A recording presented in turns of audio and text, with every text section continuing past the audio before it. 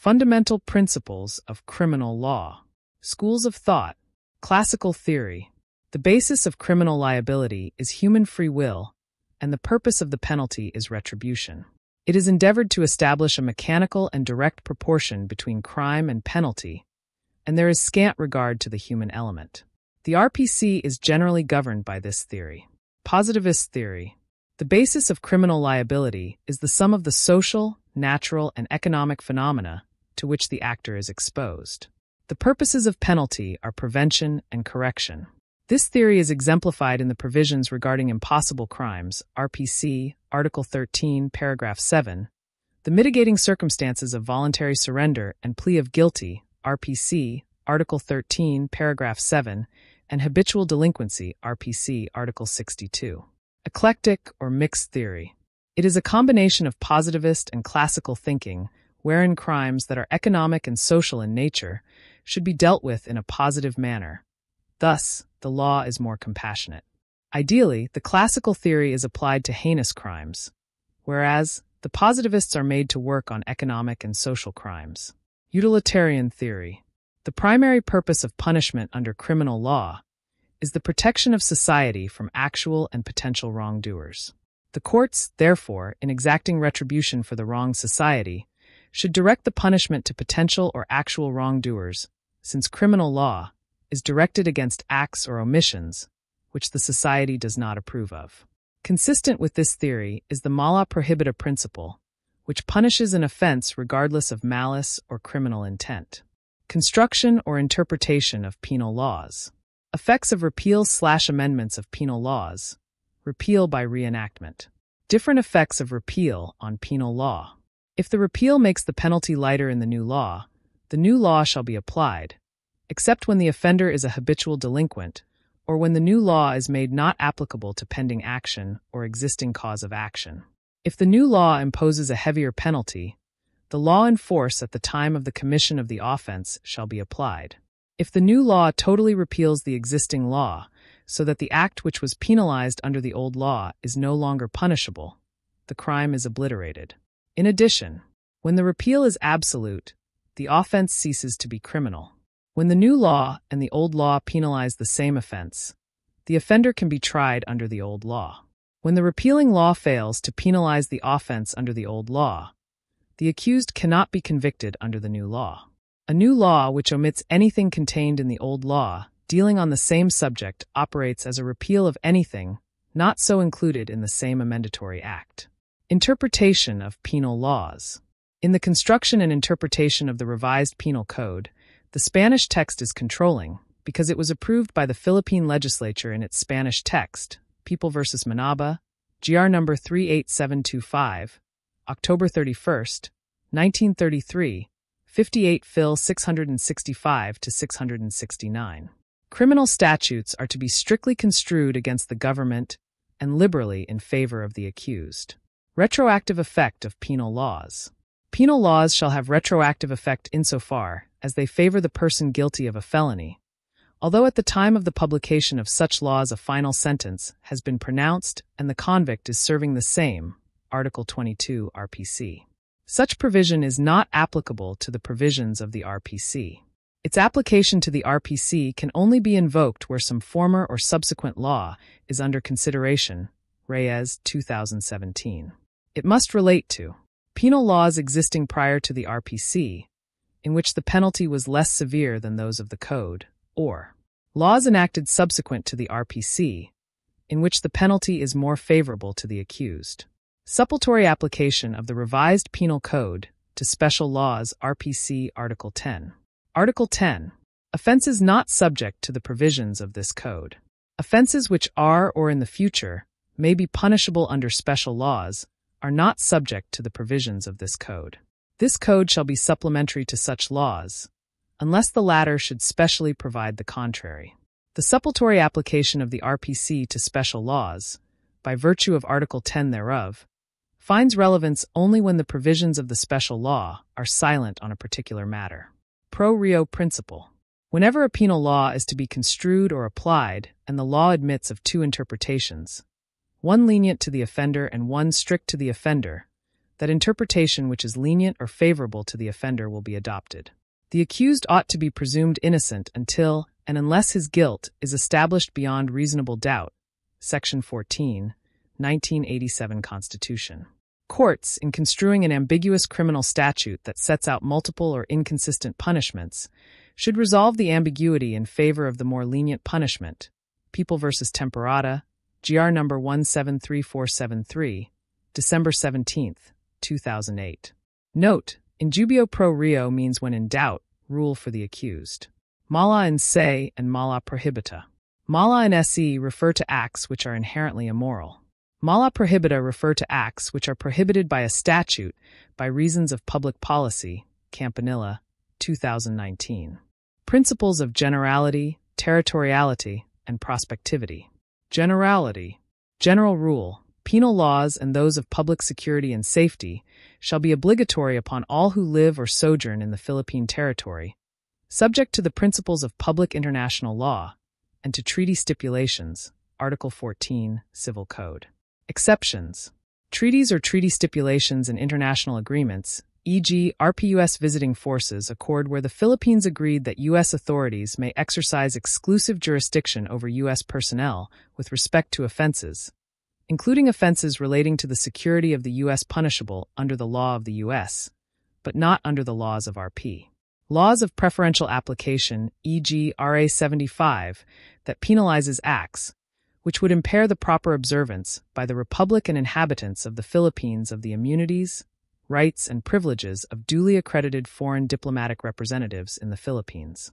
Principles of Public International Law, Reyes, 2017. Persons exempt from the operation of our criminal laws by virtue of the principles of public international law. Sovereigns and other chiefs of state, ambassadors, ministers plenipotentiary, ministers resident, and charges d'affaires. Note: a consul is not entitled to the privileges and immunities of an ambassador or minister, but is subject to the laws and regulations of the country to which he is accredited. Schneckenberger v. Moran Gr. No.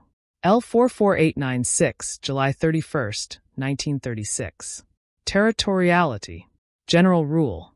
The penal laws of the Philippines apply only to offenses committed within its territory. Exceptions. Those who should commit an offense while on a Philippine ship or airship. Those who should forge or counterfeit any coin or currency note of the Philippines or obligations and securities issued by the government of the Philippines. Those who should be liable for acts connected with the introduction into the Philippines of the obligations and securities mentioned in the preceding number. Those who, while being public officers or employees, should commit an offense in the exercise of their functions, or those who should commit any of the crimes against national security and the law of nations, Article 2 RPC. Extraterritorial application. The law will apply even outside the territorial jurisdiction of the state, e.g. Section 49F of the Anti-Terrorism Act of 2020 states that subject to the provision of any treaty of which the Philippines is a signatory and to any contrary provision of any law of preferential application. The provisions of this act shall apply to individual persons who, although physically outside the territorial limits of the Philippines, commit said crimes directly against the Philippine government. Prospectivity. General rule. A penal law cannot make an act punishable in a manner in which it was not punishable when committed. Crimes are punished under the laws in force at the time of their commission, Article 366 RPC. Note: the law looks forward, not backward. Exception: penal laws shall have retroactive effect insofar as they favor the person guilty of a felony who is not a habitual criminal, although at the time of the publication of such laws a final sentence has been pronounced and the convict is serving the same, art. 22. RPC. Exceptions to the exception. 1. When a law is expressly made inapplicable to pending actions or existing causes of action to vera. V. Valdez, Gr. No. L. 922, November 8, 1902. 2. The offender is a habitual criminal in accordance with Art. 62 Par. 5 of the RPC, Art. 22 RPC. Constitutional limitations on the power of Congress to enact penal laws. Equal protection. Equal protection requires that all persons or things similarly situated should be treated alike, both as to rights conferred and responsibilities imposed. The guarantee means that no person or class of persons shall be denied the same protection of laws which is enjoyed by other persons or other classes in line circumstances. City of Manila versus Han Legio, 495 Phil. 326. Due process. No person shall be deprived of life, liberty, or property without due process of law, nor shall any person be denied the equal protection of the laws. Two components of due process. 1.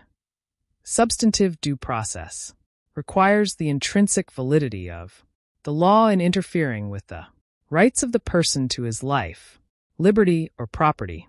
2. Procedural due process consists of the two basic rights of notice and hearing as well as the guarantee of being heard by an impartial and competent tribunal. Bill of Attainder. A bill of attainder is a legislative act which inflicts punishment on individuals without judicial trial. Essence is the substitution of a legislative act for a judicial determination of guilt.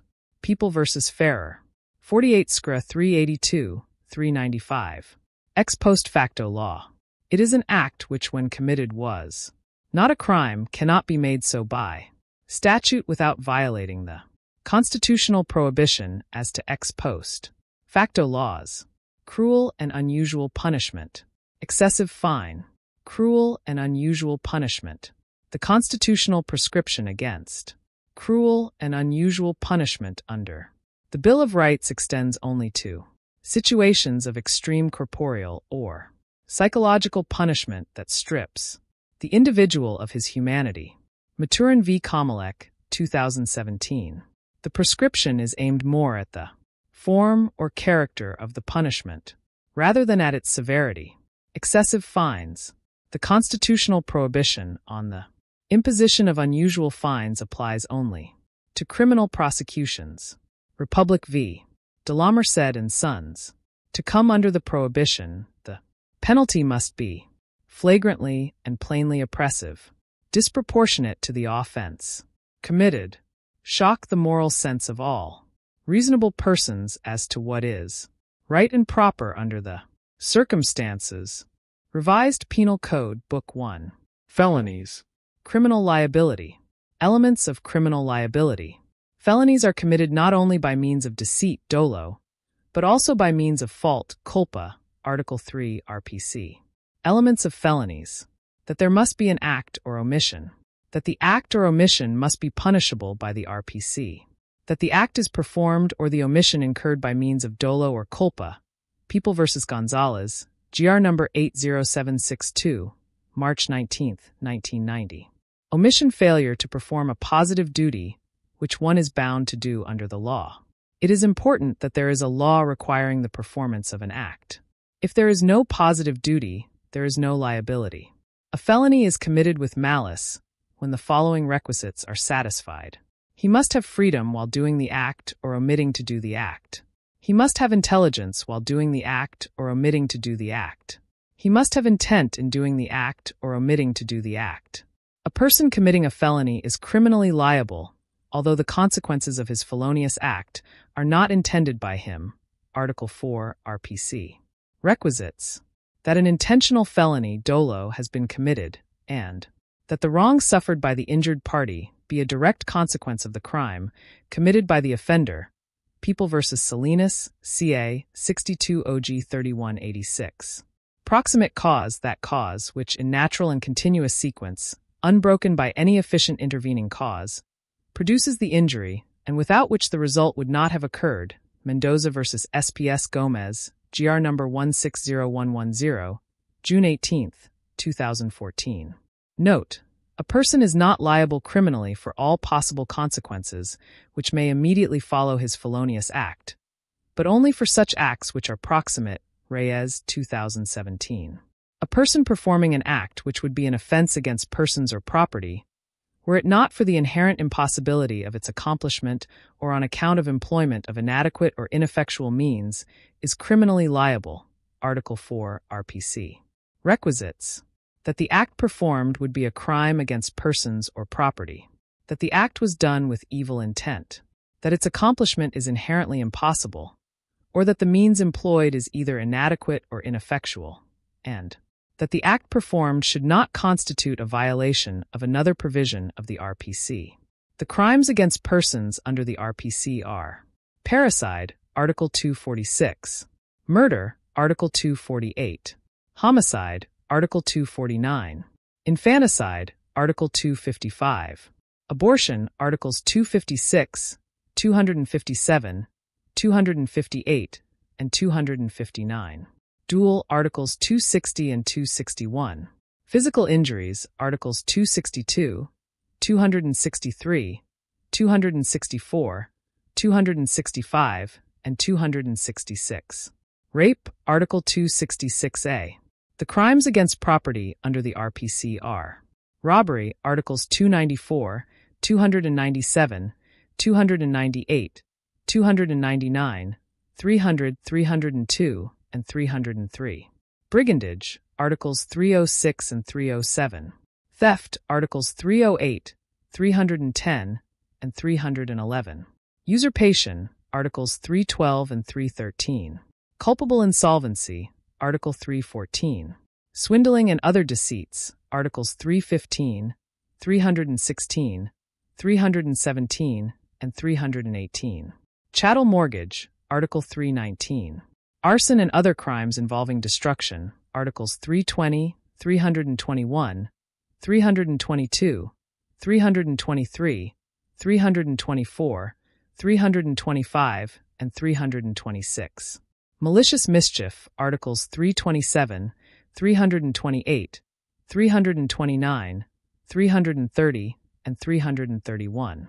Actus reus and mens rea, objective and subjective elements. Actus non facit reum, nisi mens thetarie. The act cannot be criminal where the mind is not criminal. This is true for a felony characterized by dolo, but not a felony resulting from culpa. This maxim is not an absolute one because it is not applied to culpable felonies, or those that result from negligence. Subjective phase of the offense. That portion of the acts constituting the crime, starting from the point where the offender begins the commission of the crime to the point where he still has control over his acts, including their natural course. If between these 2 points, the offender is stopped by any cause outside of his own voluntary desistance, the subjective phase has not been passed attempted. If he is not stopped but continues until he performs the last act, provided the crime is not produced frustrated, the acts then reach the objective phase of the crime. Aberratio ictus, error in persone and praeter intentionem.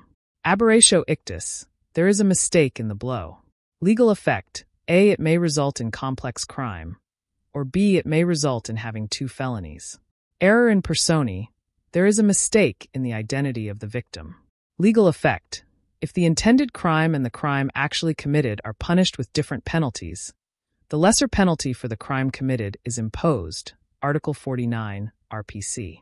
Praeter intentionem, the injurious result is greater than that intended. Legal effect, Article 49 of the RPC does not apply to cases where a more serious consequence, not intended by the offender, befalls the same person. Impossible crime. In impossible crimes, the act performed by the offender cannot produce an offense against persons or property because the commission of the offense is inherently impossible of accomplishment, or the means employed is either inadequate or ineffectual, Article 59 RPC. Requisites: that the act performed would be an offense against persons or property, that the act was done with evil intent, and that its accomplishment was inherently impossible, or the means employed was either inadequate or ineffectual, Jacinto v. People GR number 162540, July 13, 2009. Gravity of felonies. Grave felonies, those to which the law attaches the capital punishment or penalties, which in any of their periods are afflictive, Article 9 RPC. When the penalty prescribed for the offense is composed of 2 or more distinct penalties, the higher or highest of the penalties must be an afflictive penalty. Afflictive penalties under Article 25, RPC, A. Reclusion perpetua. B. Reclusion temporal. C. Perpetual or absolute disqualification. D. Perpetual or temporary special disqualification. E. Prison mayor. Note: the capital punishment is death penalty. Less grave felonies, those which the law punishes with penalties which in their maximum period are correctional, Article 9 RPC. When the penalty prescribed for the offense is composed of two or more distinct penalties, the higher or highest of the penalties must be a correctional penalty. The correctional penalties are A. Prison correctional. B. Arresto mayor. C. Suspension. D. Destierro. Light felonies, those infractions of law for the commission of which the penalty of arresto menor or a fine, not exceeding 40,000 Cuban pesos or both is provided, Article 9 RPC, as amended by RA 10951. General rule: light felonies are punishable only when they have been consummated, because they produce such insignificant moral and material injuries that public conscience is satisfied with providing a light penalty for their consummation. Exception: light felonies committed against persons or property are punishable even if attempted or frustrated, because the commission of the same presupposes the moral depravity of the offender. Stages of execution. Phases of felony. Subjective phase, that portion of execution of the crime, starting from the point where the offender begins up to that point where he still has control over his acts. If the subjective phase has not yet passed, the felony would be a mere attempt. If it already passed, but the felony is not produced, as a rule, it is frustrated. Note: if it reaches the point where he has no more control over his acts, the subjective phase has passed. Objective phase, the offender has performed until the last act and is no longer in control of its natural course. Preparatory and overt acts. Preparatory acts, those that do not have a direct connection with the crime which the offender intends to commit. General rule: these are ordinarily not punishable. Exceptions: when expressly provided for, or when they are considered in themselves as independent crimes, e.g. possession of picklocks under Article 304, which is a preparatory act to the commission of robbery under Articles 299 and 302. Acts of execution punishable under the RPC.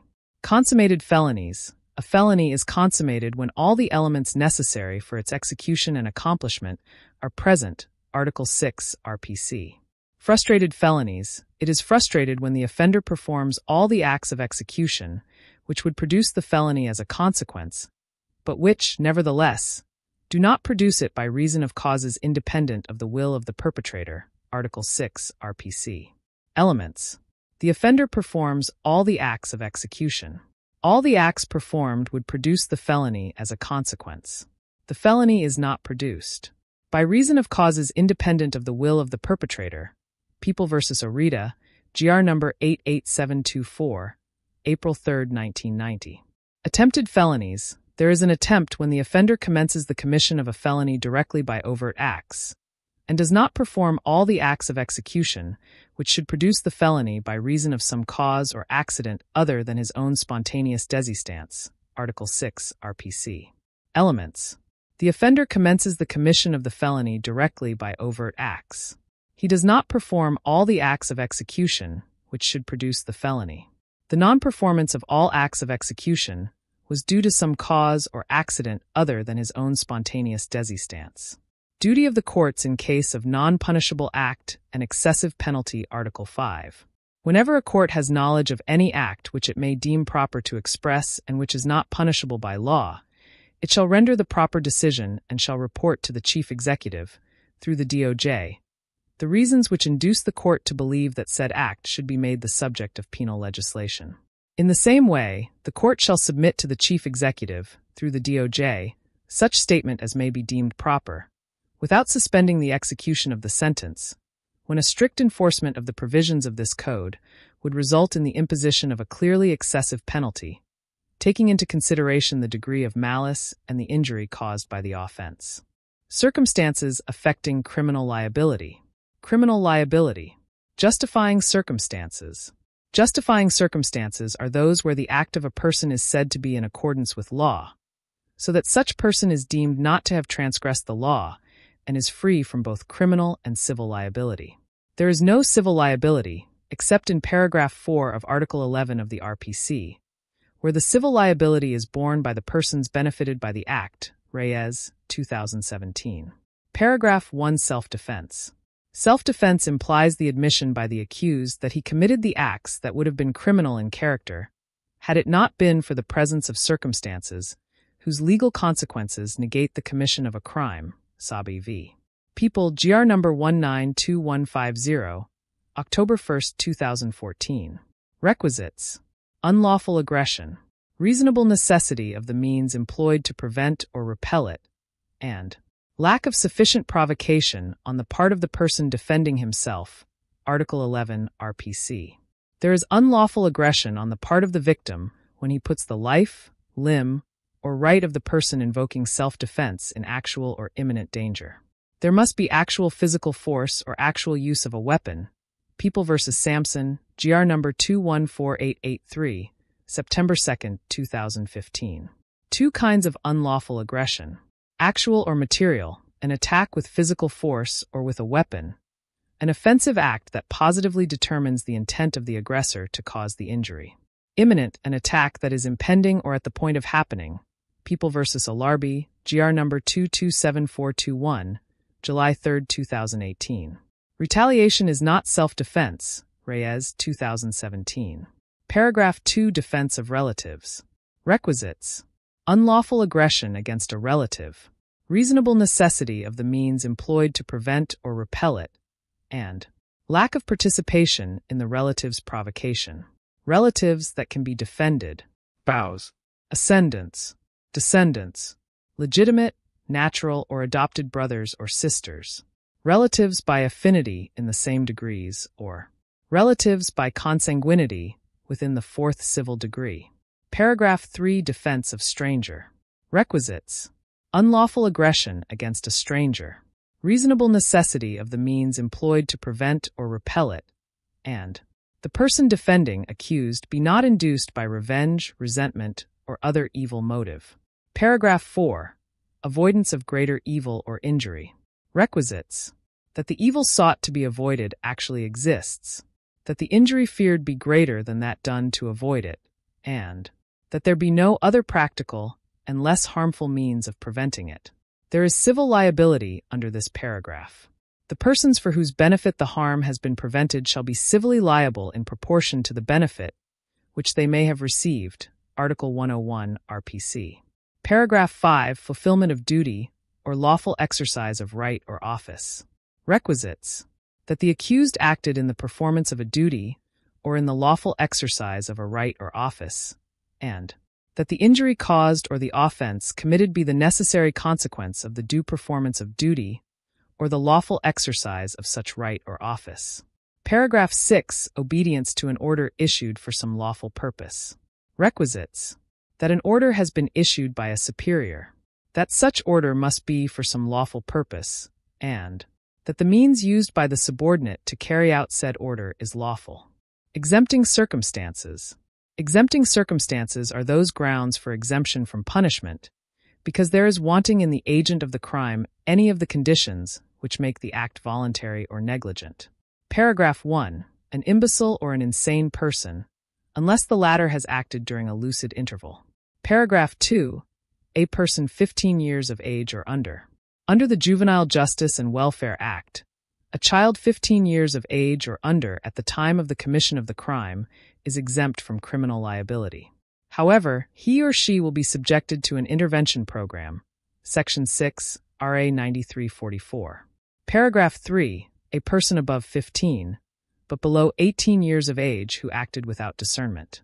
Under the Juvenile Justice and Welfare Act, a child above 15 but below 18 years of age shall likewise be exempt from criminal liability unless he or she has acted with discernment, Section 6, RA 9344. If the child is above 15 but under 18 years of age and has acted with discernment, he or she will be subjected to the appropriate proceedings, Section 6, RA 9344. Discernment: the capacity of the child at the time of the commission of the offense to understand the differences between right and wrong and the consequences of the wrongful act. Paragraph 4. Any person who, while performing a lawful act with due care, causes an injury by mere accident without fault or intention of causing it. Requisites. A person is performing a lawful act. With due care, he causes an injury to another by mere accident, without fault or intention of causing it. Paragraph 5. Any person who acts under the compulsion of an irresistible force. Requisites. That the compulsion is by means of physical force. That the physical force must be irresistible. That the force must come from a third person. The irresistible force can never consist in an impulse or passion or obfuscation. It must consist of an extraneous force coming from a third person. Reyes, 2017. Paragraph 6. Any person who acts under the impulse of an uncontrollable fear of an equal or greater injury. This exempting circumstance also presupposes that a person is compelled to commit a crime by another, but the compulsion is by means of intimidation or threat, not force or violence. Reyes, 2017. Requisites. That the threat which causes the fear is of an evil greater than or at least equal to that which he is required to commit, and that it promises an evil of such gravity and imminence that the ordinary man would have succumbed to it. Paragraph 7. Any person who fails to perform an act required by law, when prevented by some lawful or insuperable cause. Requisites. That an act is required by law to be done. That a person fails to perform such act, and that his failure to perform such act was due to some lawful or insuperable cause. Mitigating circumstances. Mitigating circumstances are those which, if present in the commission of the crime, do not entirely free the actor from criminal liability, but serve only to reduce the penalty. Paragraph 1. Those mentioned in the preceding chapter, when all the requisites necessary to justify the act or to exempt from criminal liability in the respective cases are not attendant. This clause has reference to justifying and exempting circumstances. Incomplete self-defense, defense of relatives, and defense of stranger. In these three classes of defense, unlawful aggression must be present, it being an indispensable requisite. What is absent is either one or both of the last two requisites. Reyes, 2017. If a majority of the requisites of such circumstance are present, the privileged mitigating circumstance of incomplete justification or exemption shall be appreciated. Article 69, RPC, Campanilla, 2019. If only a minority of the requisites of such circumstance is present, the ordinary mitigating circumstance of incomplete justification or exemption shall be appreciated. Article 13, RPC, Campanilla, 2019. Incomplete justifying circumstance of avoidance of greater evil or injury. Avoidance of greater evil or injury is a justifying circumstance if all the three requisites mentioned in Article 11(4) are present. But if any of the last two requisites is absent, there is only a mitigating circumstance. Reyes, 2017. Incomplete justifying circumstance of performance of duty. If a circumstance has only two requisites, such as performance of duty, one out of two conditions is tantamount to majority.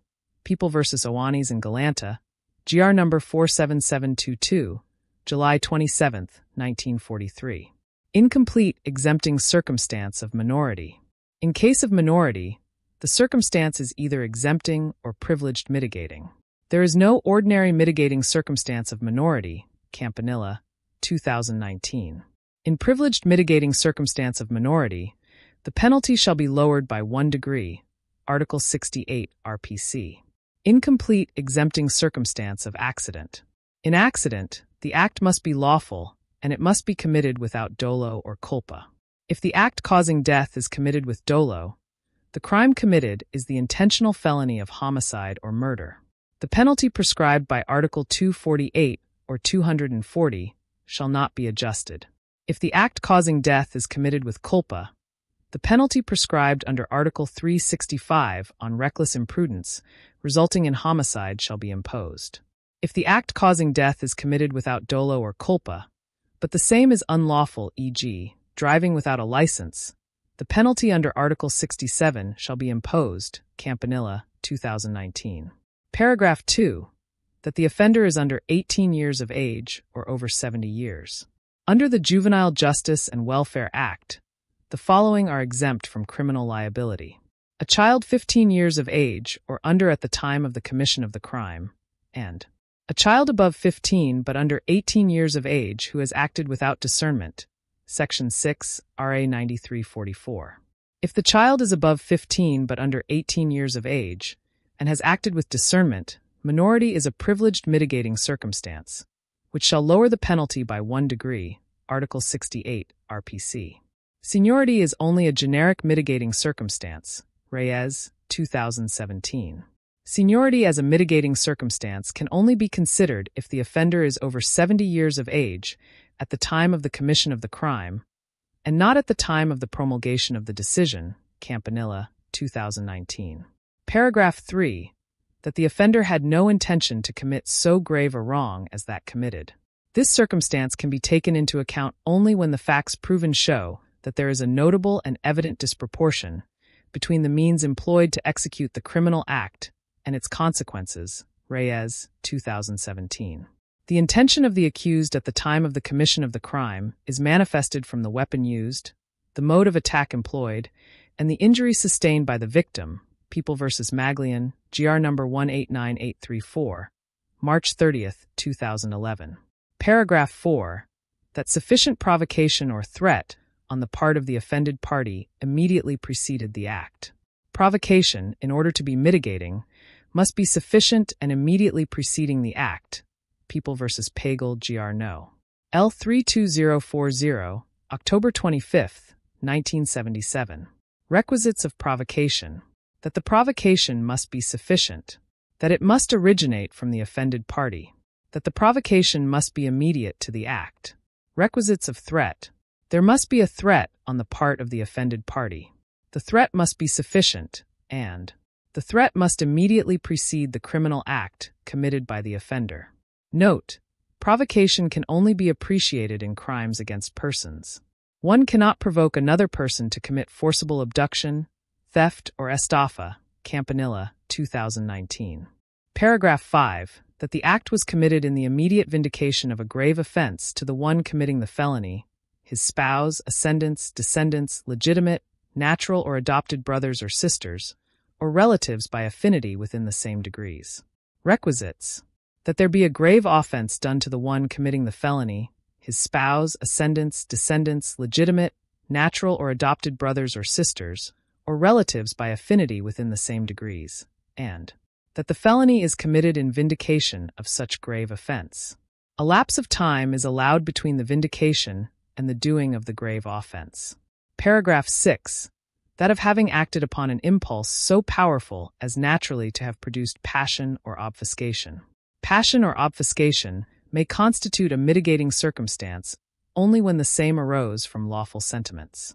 The reason for this is because the offender who acts with passion or obfuscation suffers a diminution of his intelligence and intent. Requisites: that there be an act both unlawful and sufficient to produce such a condition of mind, that the act is committed in a spirit of revenge, and that said act which produced the obfuscation was not far removed from the commission of the crime by a considerable length of time, during which the perpetrator might recover his normal equanimity. People v. Gravino, GR numbers L31327-29, May 16, 1983. Paragraph 7.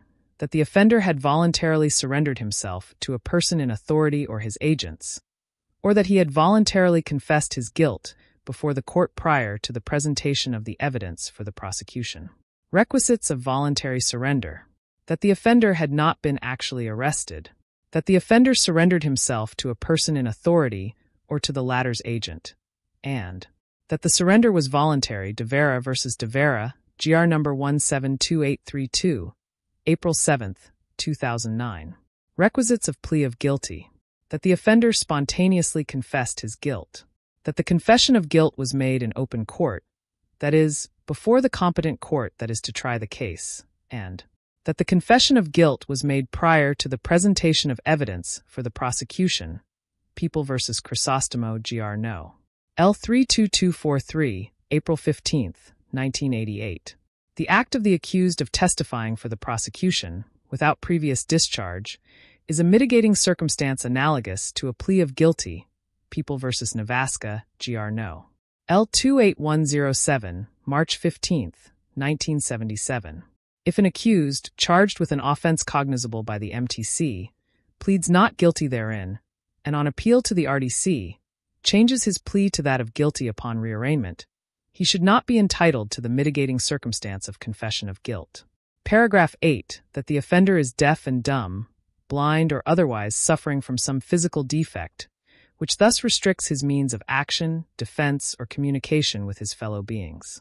If the accused is totally blind or deaf and dumb, he does not have to prove that his means of action, defense, or communication are thereby restricted.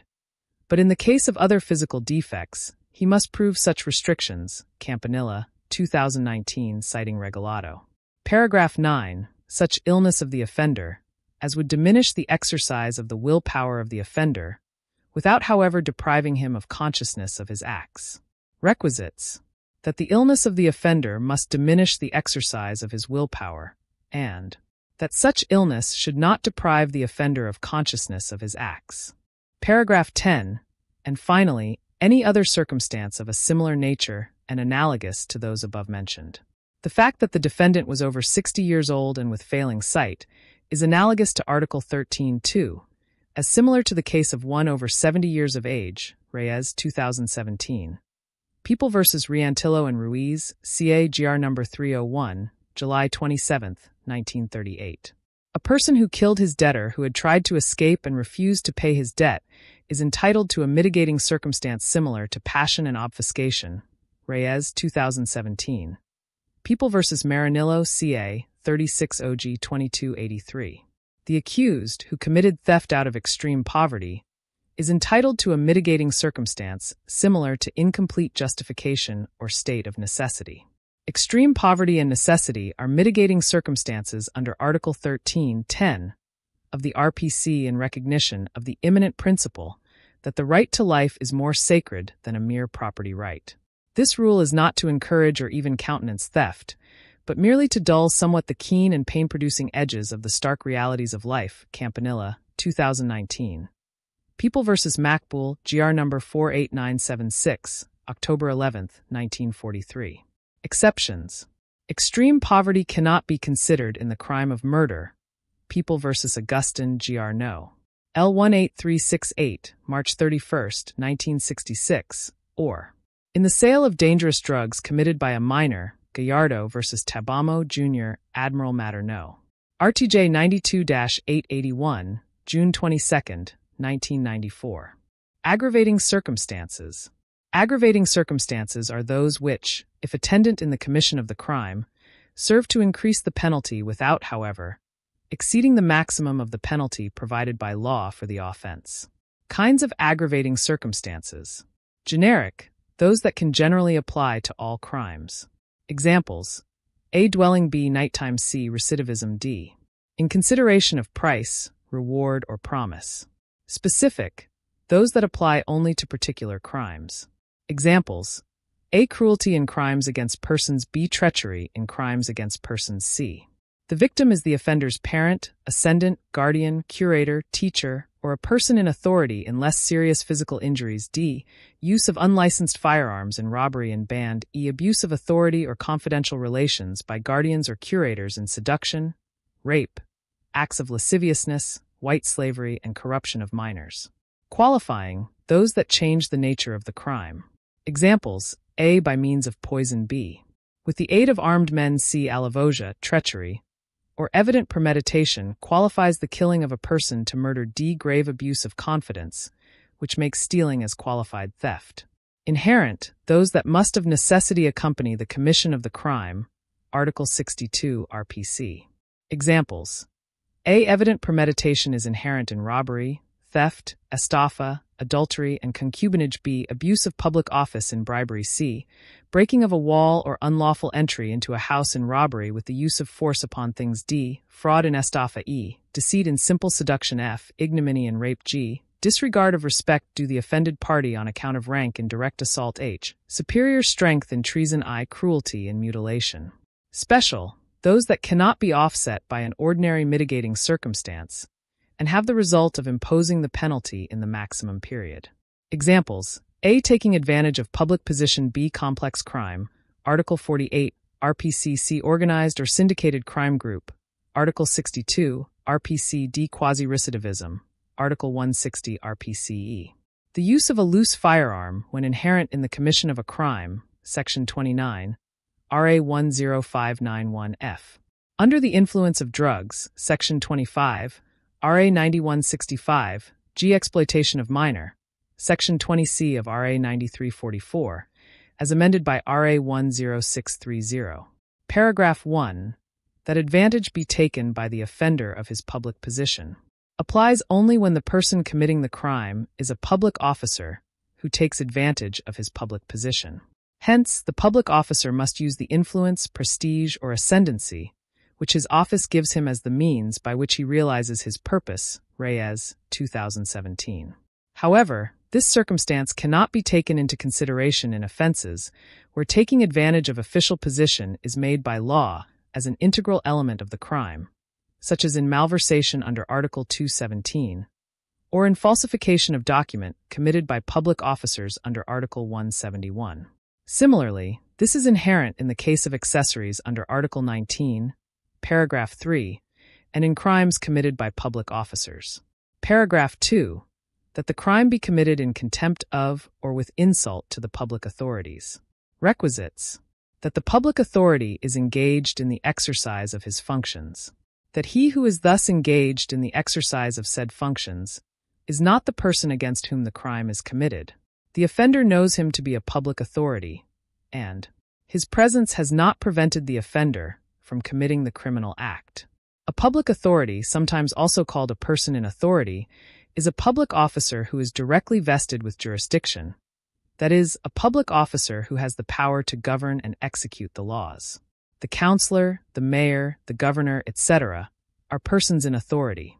The barangay captain and barangay chairman are also persons in authority, Article 152, as amended by PD 1232, November 7, 1977.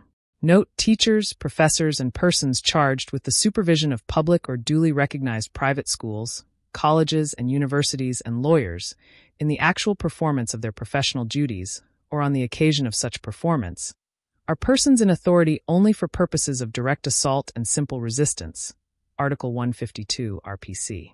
Lack of knowledge on the part of the offender that a public authority is present indicates lack of intention to insult the public authority, Reyes, 2017. Paragraph 3, that the act be committed 1. with insult or in disregard of the respect due the offended party on account of his a. rank, b. age, or copyright sex, or 2. that it be committed in the dwelling of the offended party, if the latter has not given provocation.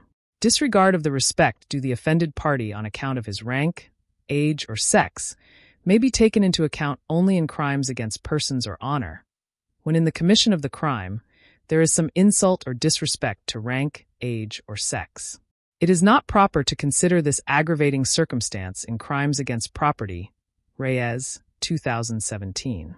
It is necessary to prove the specific fact or circumstance, other than that the victim is a woman, or an old man, or one of high rank, showing insult or disregard of sex or age or rank, in order that it may be considered as an aggravating circumstance.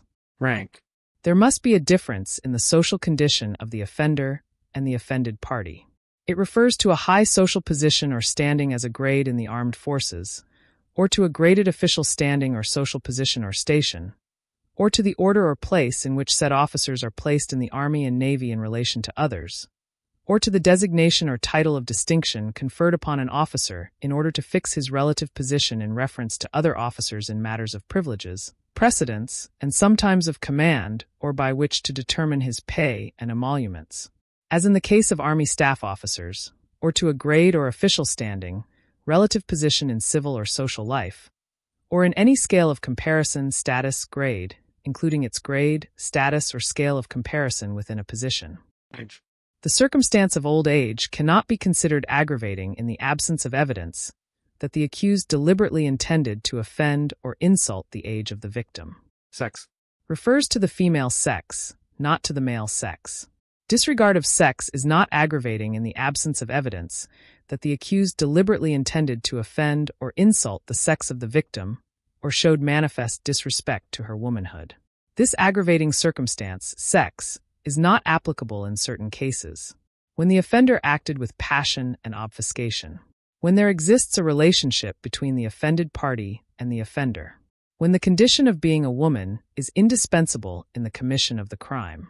Dwelling must be a building or structure exclusively used for rest and comfort, considered an aggravating circumstance primarily because of the sanctity of privacy the law accords to human abode. According to one commentator, one's dwelling place is a sanctuary worthy of respect, and that one who slanders another in the latter's house is guiltier than he who offends him elsewhere. Reyes, 2017, citing People v. Balanci, GR number 77284, July 19, 1990. Dwelling must be a building or structure exclusively used for rest and comfort, considered an aggravating circumstance primarily because of the sanctity of privacy the law accords to human abode. According to one commentator, one's dwelling place is a sanctuary worthy of respect, and that one who slanders another in the latter's house is guiltier than he who offends him elsewhere. Reyes, 2017, citing People v. Balanci, GR number 77284, July 19, 1990.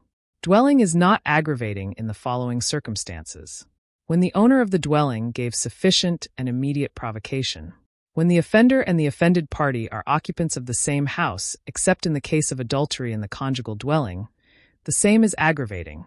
However, if one of the dwellers therein becomes a paramour, the applicable aggravating circumstance is abuse of confidence. In the crime of robbery by use of force upon things, in the crime of trespass to dwelling, and when the victim is not a dweller of the house, the provocation in the aggravating circumstance of dwelling must be given by the owner of the dwelling, sufficient and immediate to the commission of the crime. If all these conditions are present, the offended party is deemed to have given provocation, and the fact that the crime is committed in the dwelling of the offended party is not an aggravating circumstance. Reyes, 2017. Note: dwelling is not absorbed or included in treachery. Reyes, 2017, citing People v. Ruzal, 100 Phil. 537, 544. Paragraph 4. That the act be committed with 1. Abuse of confidence, or 2. Obvious ungratefulness. Abuse of confidence must be a means of facilitating the commission of the crime, the culprit taking advantage of the offended party's belief that the former would not abuse said confidence. Note: the confidence between the offender and the offended party must be immediate and personal. Reyes, 2017. Abuse of confidence is inherent in the following crimes: malversation, qualified theft, estafa by conversion or misappropriation, qualified seduction. Paragraph 5. That the crime be committed in the palace of the chief executive, or in his presence, or where public authorities are engaged in the discharge of their duties, or in a place dedicated to religious worship. The place of the commission of the felony, paragraph 5, if it is the Malacanang Palace or a church, is aggravating, regardless of whether state or official or religious functions are being held. Other public authorities must be actually engaged in the performance of duty, but as regards the place where the public authorities are engaged in the discharge of their duties, there must be some performance of public functions. Reyes, 2017. Place dedicated to religious worship. Cemeteries are not such a place, however respectable they may be, as they are not dedicated to the worship of God. The church is a place dedicated to religious worship. Paragraph 6. That the crime be committed 1. in the nighttime, or 2. in an uninhabited place, or 3. by a band, whenever such circumstance may facilitate the commission of the offense.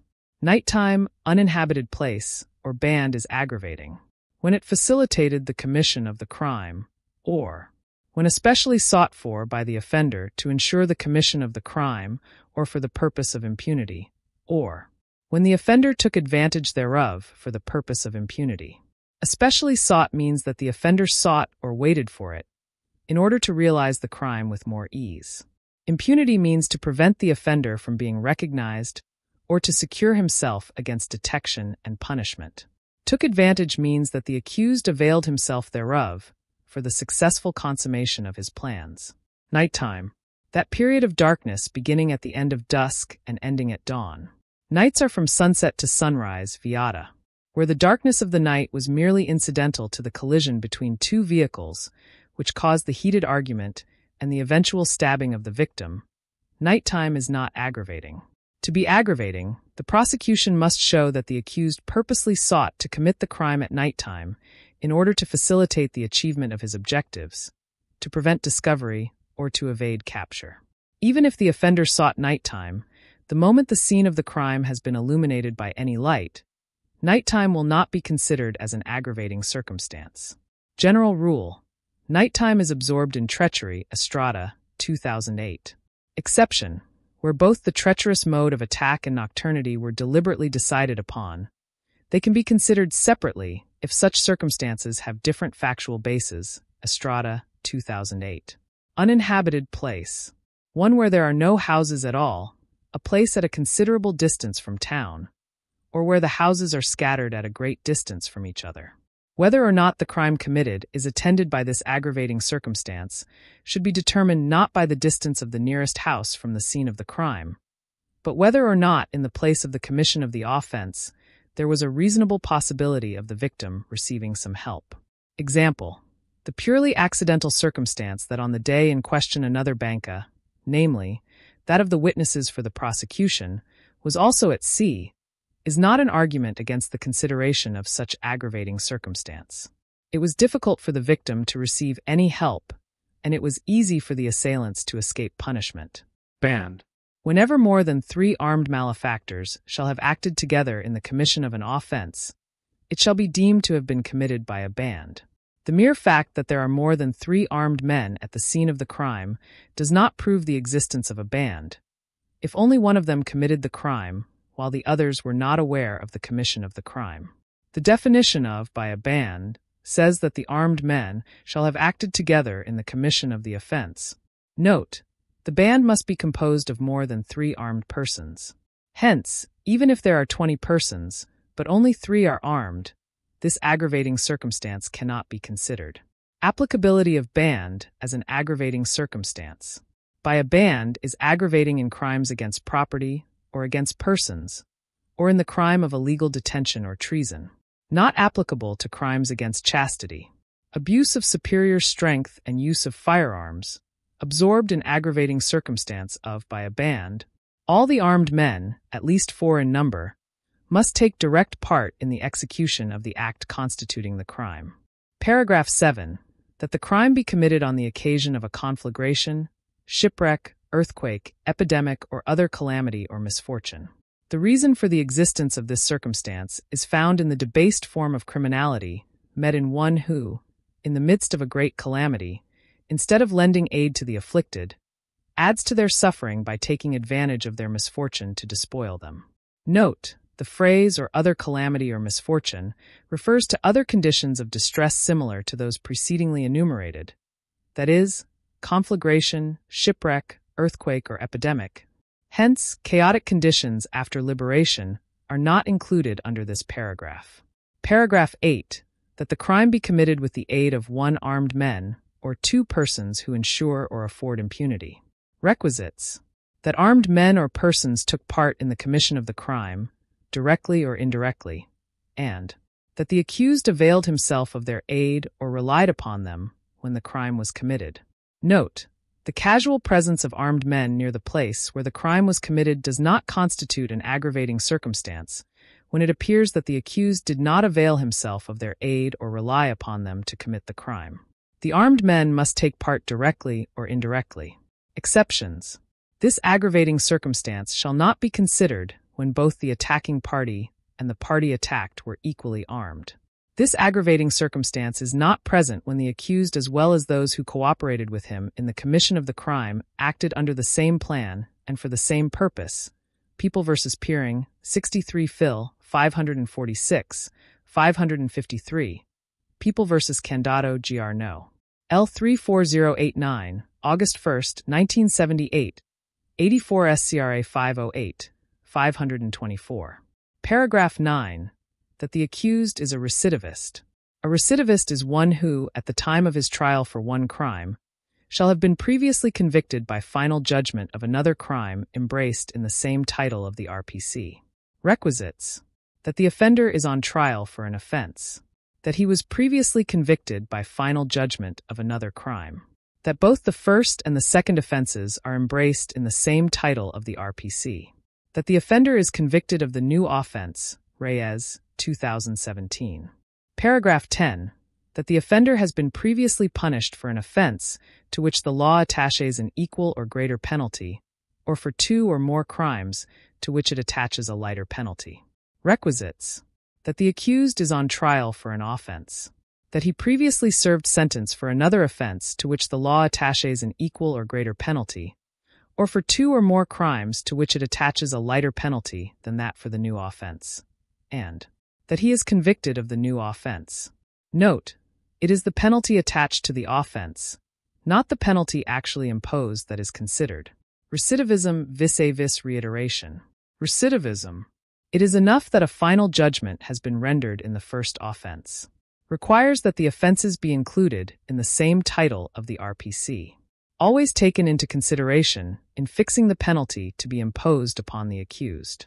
Reiteration: it is necessary that the offender shall have served out his sentence for the first offense. The previous and subsequent offenses must not be embraced in the same title of the RPC. Not always an aggravating circumstance. The 4 forms of repetition are: recidivism, Article 14, RPC; reiteration or habituality, Article 14, RPC; multirecidivism or habitual delinquency, Article 62, RPC; quasi-recidivism, Article 160, RPC. The first 2 are generic aggravating circumstances, while the third is an extraordinary aggravating circumstance. The fourth is a special aggravating circumstance. Habitual delinquency. There is habitual delinquency when a person, within a period of 10 years from the date of his release or last conviction of the crimes of serious or less serious physical injuries, robbery, theft, estafa, or falsification, is found guilty of any of said crimes a third time or oftener. Quasi-recidivism. Any person who shall commit a felony after having been convicted by final judgment, before beginning to serve such sentence, or while serving the same, shall be punished by the maximum period of the penalty prescribed by law for the new felony. Paragraph 11. That the crime be committed in consideration of a price, reward, or promise. Requisites. There are at least 2 principles, 1 principle by inducement and 2 principle by direct participation, and the price, reward, or promise should be previous to and in consideration of the commission of the criminal act. The price, reward, or promise need not consist of or refer to material things, or that the same were actually delivered, it being sufficient that the offer made by the principal by inducement be accepted by the principal by direct participation before the commission of the offense. It is appreciated against both the principal by inducement and principal by direct participation. To consider this circumstance, the price, reward, or promise must be the primary reason or the primordial motive for the commission of the crime. Paragraph 12. That the crime be committed by means of inundation, fire, poison, explosion, stranding of a vessel or intentional damage thereto, derailment of a locomotive, or by the use of any other artifice involving great waste and ruin. Any of these circumstances cannot be considered to increase the penalty or to change the nature of the offense, unless used by the offender as means to accomplish a criminal purpose. It is also not aggravating when the law in defining the crime includes them. Rules as to the use of fire. Intent was only to burn, but somebody died. The crime is arson. The penalty is higher because somebody died. If fire was used as means to kill, the crime is murder, not arson, and fire cannot be appreciated as an aggravating circumstance. There was an intention to kill and fire was used to conceal the crime. There are 2 separate crimes, arson and murder. Paragraph 13. That the act be committed with evident premeditation. Requisites. The time when the offender determined to commit the crime.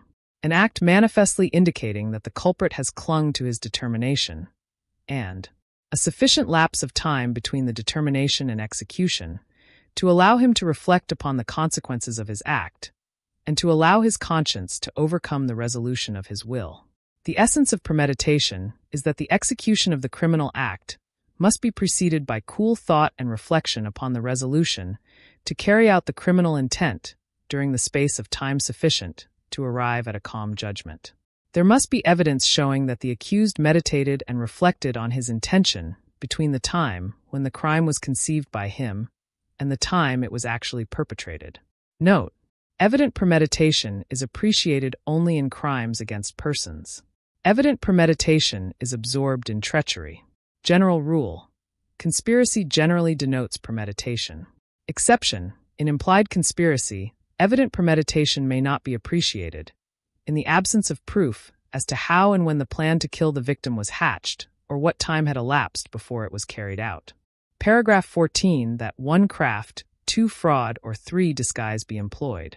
Craft involves the use of intellectual trickery or cunning on the part of the accused. It is not attendant where the accused was practically in a stupor when the crime was committed, Reyes, 2017. Fraud refers to the insidious words or machinations used to induce the victim to act in a manner which enables the offender to carry out his design, Reyes, 2017. Disguise means resorting to any device to conceal identity, Reyes, 2017. Craft and fraud may be absorbed in treachery if the offender deliberately adopted means, methods, or forms for the treacherous strategy, or they may coexist independently where they are adopted for a different purpose in the commission of the crime. The test of disguise is whether the device or contrivance, or even the assumed name resorted to by the offender, was intended to make identification more difficult. Paragraph 15 that 1 advantage be taken of superior strength, or 2, means be employed to weaken the defense. Requisites of abuse of superior strength: that there be notorious inequality of forces between the offender and the offended party in terms of their age, size, and strength, and that the offender took advantage of this inequality of forces to facilitate the commission of the crime. To take advantage of superior strength means to use purposely excessive force out of proportion to the means of defense available to the person attacked. The aggravating circumstance of abuse of superior strength depends on the age, size, and strength of the parties. It is considered whenever there is a notorious inequality of forces between the victim and the aggressor, assessing a superiority of strength notoriously advantageous for the aggressor, which is selected or taken advantage of by him in the commission of the crime. Abuse of superior strength is present not only when the offenders enjoy numerical superiority, or there is a notorious inequality of force between the victim and the aggressor, but also when the offender uses a powerful weapon which is out of proportion to the defense available to the offended party. When 2 persons took part in the crime armed with bolos or revolvers and made a simultaneous attack upon a defenseless person, the aggravating circumstance of abuse of superior strength should be taken into consideration. Note: when there is an allegation of treachery, superior strength is absorbed. The circumstance of, by a band vis-a-vis abuse of superior strength, abuse of superiority absorbs the circumstance by a band. If treachery absorbs abuse of superiority and band, U.S. v. Abeland, 1 Phil. 568, 572, then it is reasonable to hold that band should not be treated separately and distinct from abuse of superior strength. The 2 circumstances have the same essence, which is the utilization of the combined strength of the assailants to overpower the victim and consummate the killing. People v. Medrana, Gr. No. L. 31871, December 14, 1981. Paragraph 16. That the act be committed with treachery, alavosia. Requisites: that at the time of the attack, the victim was not in a position to defend himself, and that the offender consciously adopted the particular means, method, or form of attack employed by him. There is treachery when the offender commits any of the crimes against the person, employing means, methods, or forms in the execution thereof which tend directly and specially to ensure its execution, without risk to himself arising from the defense which the offended party might make. Article 14 RPC. Treachery cannot be presumed. The suddenness of attack does not, of itself, suffice to support a finding of alavosia, even if the purpose was to kill, so long as the decision was made all of a sudden and the victim's helpless position was accidental. The qualifying circumstance of treachery may not be simply deduced from presumption, as it is necessary that the existence of this qualifying or aggravating circumstance should be proven as fully as the crime itself in order to aggravate the liability or penalty incurred by the culprit. Reyes, 2017, citing People v. Ardisa, Gr. No. L. 29351, January 23, 1974. The mode of attack must be consciously adopted. The accused must make some preparation to kill the deceased in such a manner as to ensure the execution of the crime, or to make it impossible or hard for the person attacked to defend himself or retaliate. The mode of attack must be thought of by the offender, and must not spring from the unexpected turn of events. Reyes, 2017. Attacks showing intention to eliminate risk. Victim is asleep. Victim half awake or just awakened. Victim grappling or being held. Attacked from behind. With a firearm. With a bladed weapon. Other modes of armed attack. When the aggression is continuous, treachery must be present in the beginning of the assault. People v. Canet, GR number 82113, July 5, 1989. When the assault was not continuous, in that there was an interruption, it is sufficient that treachery was present at the moment the fatal blow was given. U.S. v. Beluyet, GR no. L14476, November 6, 1919. Paragraph 17. That means be employed or circumstances brought about which add ignominy to the natural effects of the act.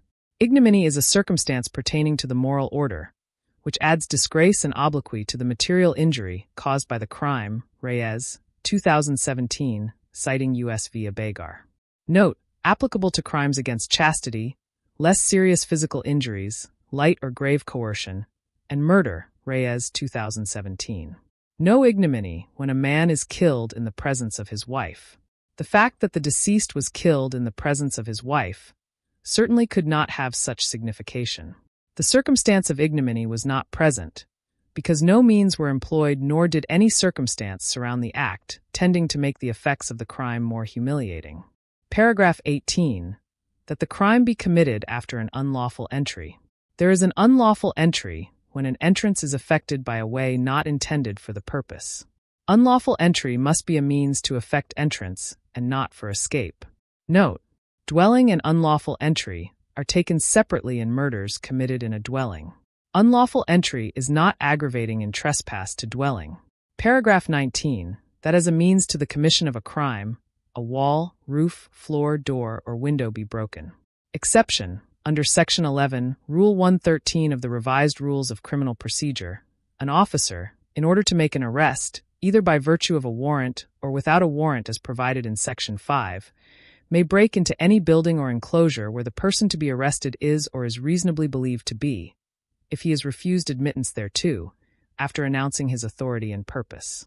Section 7, Rule 126 of the Revised Rules of Criminal Procedure, the officer, if refused admittance to the place of directed search after giving notice of his purpose and authority, may break open any outer or inner door or window of a house or any part of a house or anything therein to execute the warrant or liberate himself or any person lawfully aiding him when unlawfully detained therein. Paragraph 20. That the crime be committed 1. With the aid of persons under 15 years of age, or 2. By means of motor vehicles, airships, or other similar means. Two different circumstances are grouped in this paragraph. The first one tends to repress, so far as possible, the frequent practice resorted to by professional criminals to avail themselves of minors taking advantage of their irresponsibility. And the second one is intended to counteract the great facilities found by modern criminals in said means to commit crime and flee and abscond once the same is committed. By means of motor vehicles. Use of motor vehicle is aggravating where the accused used the motor vehicle in going to the place of the crime, in carrying away the effects thereof, and in facilitating their escape. Reyes, 2017, citing People v. Espejo, GR no. L27708, December 19, 1970. Note, if the motor vehicle was used only in facilitating the escape, it should not be an aggravating circumstance, or other similar means. The expression should be understood as referring to motorized vehicles or other efficient means of transportation similar to automobile or airplane. Thus, if the culprit, before committing and after committing the crime, rode in a bicycle and escaped, there is no aggravating circumstance. But it is aggravating if he used a motorcycle. Paragraph 21. That the wrong done in the commission of the crime be deliberately augmented by causing other wrong not necessary for its commission. Requisites. That the injury caused be deliberately increased by causing other wrong, and that the other wrong be unnecessary for the execution of the purpose of the offender. For cruelty to be aggravating, it is essential that the wrong done was intended to prolong the suffering of the victim, causing him unnecessary moral and physical pain.